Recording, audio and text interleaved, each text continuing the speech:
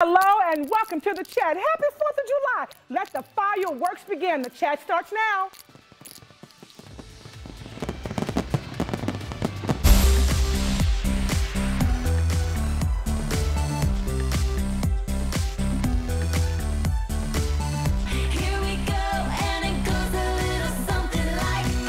Hello, everyone, and welcome to the chat. I'm Tony Fox, Henny, Angelia, Melissa, joining the panel today. Happy birthday, America! It is 4th of July. It is already. We already had fireworks, so you don't even need to see them tonight, right? And it's my mom's birthday. Is it really? Happy birthday. Firecracker baby, so happy birthday, Mom. Oh, That yay! is awesome. So your mom gets a huge party every year. Every year there's fireworks for her. It's amazing. We don't have to get them for her. They're already there. I love city pays for that bill. You got it. Look at this. Isn't this I beautiful? know, I beautiful feel a little out of decorations. place. I forgot to wear my red, white, and blue. I wasn't going to point it out. I was not going to say anything. Melissa. I had to be different. Sorry, Well, guys. that's okay. all right. It's okay to be different. You know what this means? You know, we're in July. We're only a few months away from Christmas. Well, actually, my gosh, isn't yes. as of July 1st, isn't it exactly halfway through? I would the year? imagine. Yeah. I'm ready. Here That's we my are. favorite Yeah, holiday. so. All right, well, let's talk. Let's chat, because that's what we do. And we have a lot to talk about. So, all right, are you spending today's holiday grilling out and enjoying time with your kids? Imagine that joy spread out not once, not twice, but 26 times. That is the current number of offspring being attributed to one college professor from New York. One guy. He's a 41-year-old professor, and he is making headlines not only for how often he donates his sperm, but also for the unusual manner in which he donates it.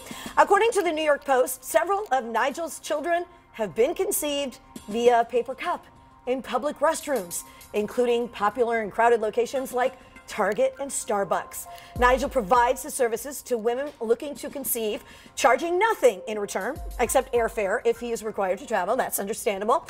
Since his story first broke last year, he's had inquiries from mom to be hopefuls from as far away as China and all around the country. Yes, sometimes he just hands it off in a restroom at a department store. I mean, he doesn't necessarily go to a facility. He just, you know.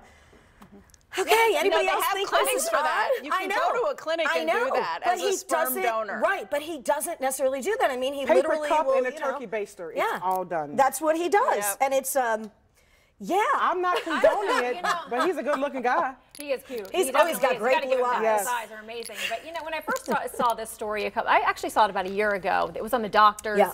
and I was like, you know, I actually commend this guy. Because he's giving life to many couples out there who can't either afford it or it's a really long, tumultuous road going through IVF. I don't know if any of you have been through it, but lots of people at home have been through it. I've been through it, and it's a really, really tough thing to go through. So emotionally, it's very taxing on you. But when I first read it, I liked this guy. I thought, you know what? I think this is great. I think this is awesome that he's doing this and going out there and doing this for other people. But Oh, there's a but. I've got a but. Okay, but then, as I realized, he's married. yes, he is. He His is wie's married, not happy with it. But and yeah, he has did you hear 3 about children. that relationship? Well, the It doesn't relationship is down the sound- tubes because of this. They had one child together. They started sleeping in separate bedrooms because of this situation. Oh, it was because of this. Because of this situation. Evidently, he was wanting to do this. And so there was a lesbian couple. That was his first couple that he actually did Okay. this for. A female lesbian couple that he adored, and he wanted to do this for them. And so he was the one that said, I want to do it. And she was opposed to it. Well, I guess it got out, and he did not protect her anonymity and the children. And so that's why they're really at odds and sleeping in separate bedrooms continually. So I'm really surprised that he's going to continue to do this process. And even he says he's going to do it for a few more years until he's Wow. older. But I mean, I think just, I don't know. He could I mean, do it he's until old age. incredibly selfish, It is I selfish. think, That's on what I his thought. behalf. And I was thinking at first he was totally the opposite, not being selfish No, and giving I think it's all all of these about other his people ego. This something. guy's on a I agree. massive ego You trip. think it's an ego there trip? are hundreds of thousands of men who do this privately, anonymously. This guy wants to spread his seed to the world, and he wants everyone to know that he did it and that he's fathered all of these children, and he Okay, doesn't but care does it- about his wife's feelings. But Melissa, To does me, it make it's it any all about worse? his ego. Does it make it any worse because he's still helping couples who, you know, can't conceive naturally? Does it make it any worse that his motivations? I mean, they're not evil; they're just No. self-serving. Yes. So you think it does make it kind of worse? No, I mean, for the couples that have children, great for them. Right. All I'm saying is that I think he loves the publicity. I think he loves the ego gratification of knowing how virile he is, and that there are all these children out there with his DNA. And then there's a little twisted part to the story. He's actually wanting to pass as this if it's on not twisted enough to his child. Oh yes, his son is 13 years old, and so I'm not going to say the word that he calls himself, but he wants to call his son something else, and it's a little vulgar, so I won't say it. But he does want to pass this on to his 13-year-old son, who is very well aware of what his father does, and wanting him to actually go in his footsteps. That's a little that's beyond. He's too young. He's too young to know this is going on. My concern with this is if he's meeting these ladies, some of these ladies in the restroom at a big store, and he's handing off a paper cup. Okay, who's to say 5 years down the line, one of these ladies won't come after him for some type of financial support? They have. Five have sued him. Well, I see why his his wife wages is have been upset about garnished. it. And so now he doesn't care because he's had a verbal agreement with all of the women saying, you won't sue me. They all said no. 5, which were the first 5 he was saying. It was one of the first group of people that he had done it for. And those 5 women came after him. And they got his wages garnished, so he's a professor.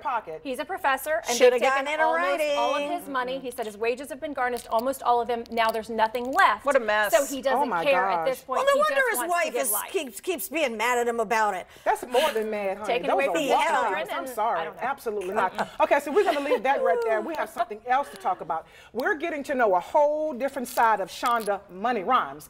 You know, we all know her as being the creator of some of the biggest hit shows like Grey's Anatomy and Scandal. Now, of course, she has walked enough red carpets and received more awards than we have time to mention right now. But it's her comments during a recent interview that has sparked a lot of conversation.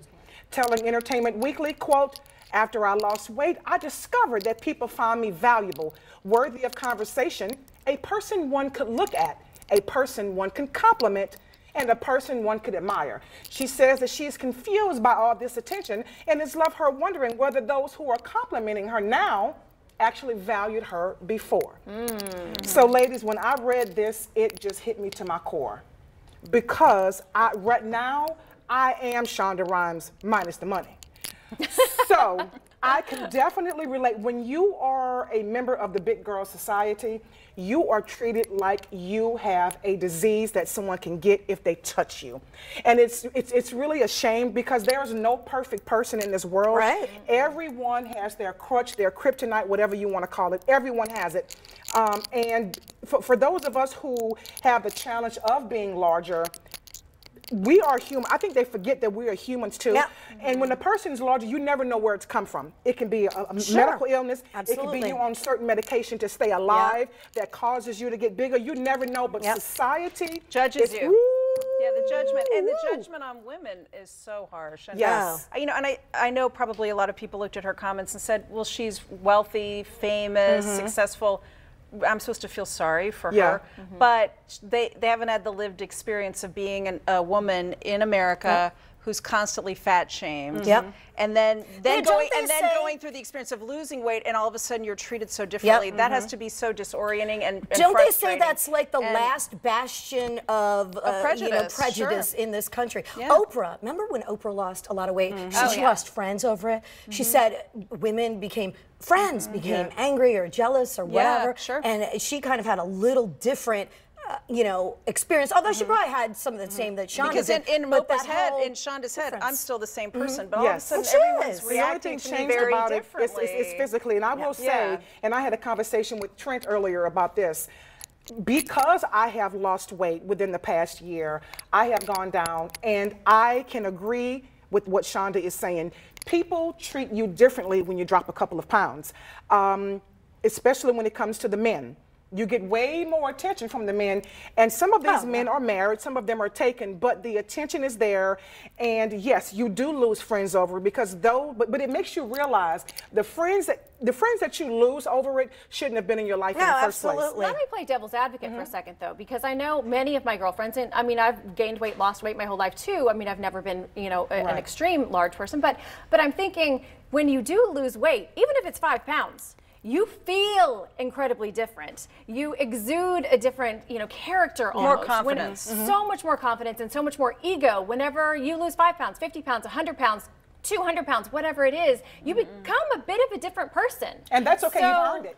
I totally Yeah, agree. I a totally confident agree. person. Completely agree. Hopefully. But I'm saying, like, whenever you do become that different person inside, maybe it's you that's actually having people treat you differently because you're creating almost that atmosphere. I mean, and I think of like women that have plastic surgery, say they have their chest implants, and then the next time that they're out, they're a totally different person, and they lose so many friends over it because they've actually, you know, boosted their ego in some sort, and so their friends are going, falling by the wayside because they don't love how their new friend acts. Well, that's too don't bad know. for You know them. what I mean? Keep it moving. I Swipe agree. left. I Sorry. totally I agree. think I'm that's just a playing rare. devil's advocate. Yeah, I think that's a rare situation. I really think that. I think more of Shonda Rhimes' situation is more the norm. And I to really me, do. it's indicative of how even if you're as big a success story as she is, and she's brilliant by the way. gosh. Yes. Even Shonda Rhimes has insecurities. Of course she do. And is struggling with her self-image because of her weight. Yeah. You know? Well, not anymore. She looks darn she good looks right good now. either way. But you know what, real quick, for those of you who are in the weight loss struggle and you are trying to lose weight,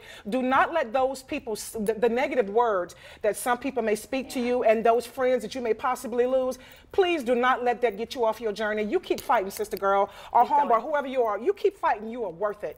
That's right. All Drop the right. mic. Well, let's drop the mic on that one. All right. Well, speaking of feeling invalidated, we have some bad news to share concerning your grilling list. If you're actually standing in front of your grill right now, which you may not be, you may be doing that in a few hours, flipping burgers for that 4th of July barbecue, you might want to stop cooking just for a minute, and I'll tell you why. Here, according to some top chefs from around the country, apparently we're grilling everything, completely everything, and we're making it completely wrong. So here's some popular favorites right now that we can talk about. The filet mignon, pizza, salmon, shish kebabs, flaky fish-like cod, pork chops, and burgers. I'm hungry. I know, right? I know. Where's that barbecue right now? Who's grilling behind us? Is there any grilling going on behind us? Well, according to the chefs, everything on the list is best if it's cooked in other ways. So I don't know. I mean, why? I looked at the list. Well- Yeah, filet, yes. Always do filet on the stovetop, never on the grill. Cooks a filet The rest- on the grill? I No, love yeah, the you rest sear it. The You rest sear of it. this list Yes. is ridiculous.